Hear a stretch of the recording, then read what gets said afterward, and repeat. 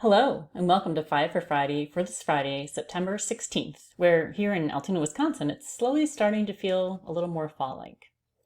You'll see some familiar topics this week, but of course the news stories are all fresh from this week. So let's start with our first topic, healthcare. This can affect your small business in many ways, so consider all the possibilities. First, we see that premiums for the Affordable Care Act insurance plans are rising, just like all the other prices around us are rising.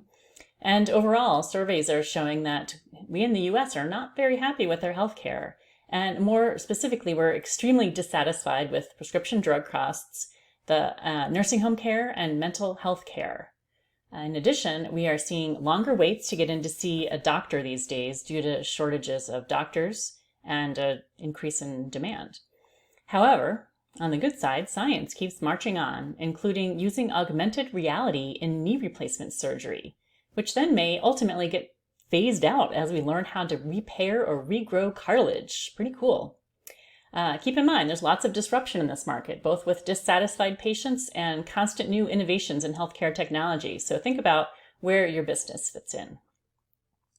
All right, on to story number 2, climate change, a reliable standard here at 5 for Friday. Lots of bad news as we are apparently entering uncharted territory of destruction, according to some top scientists, and start looking for land that it's not quite on the water, as we expect that much of the Gulf Coast and the Atlantic coast could be underwater by the year 2050. Also, the whole market for carbon offsets is likely undergoing some change as we start to figure out which firms qualify to get funding to help the polluting firms like the airlines feel less guilty. Maybe it's time to step into this world. Give it some thought. It's kind of a strange place to play in for a business. A few additional stories on climate change in the newsletter, so be sure to check them out if you get the newsletter. Moving on to story number 3, let's talk robots. Have you ever thought, what we really need? We really need to invent a mechanical yak that can traverse all kinds of terrain. Well, if that's what you think, you're in luck.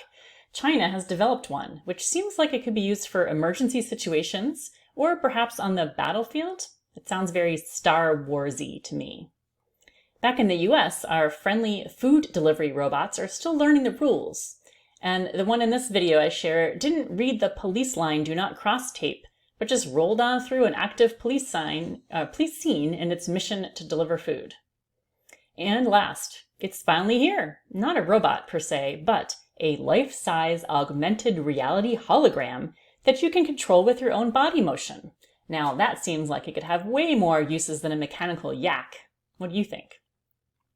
Moving on to story number 4. Speaking of questionable ethics, as in story number 3, big tech firms are back in the news for some questionable decisions. Google is facing a $4 billion with a B fine in dollars in Europe from an antitrust case, and California is suing Amazon for antitrust issues as well. Meanwhile, Meta has disbanded its responsible innovation team. I guess they don't need it anymore? And the founder of Nikola is facing securities fraud for making investors believe they were further along in development with their electric truck than they really were. Apparently, this involved rolling a truck down a hill to make it look like it was driving. Yep, I kid you not. In other questionable ethics, it appears that the US Congress might just be profiting from insider trading. I know, shocker. Check out more in the newsletter.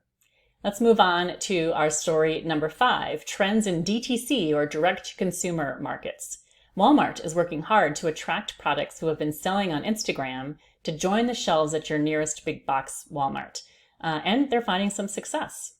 Also, if you enjoy the furnishings of your vacation Airbnb, then I have good news for you.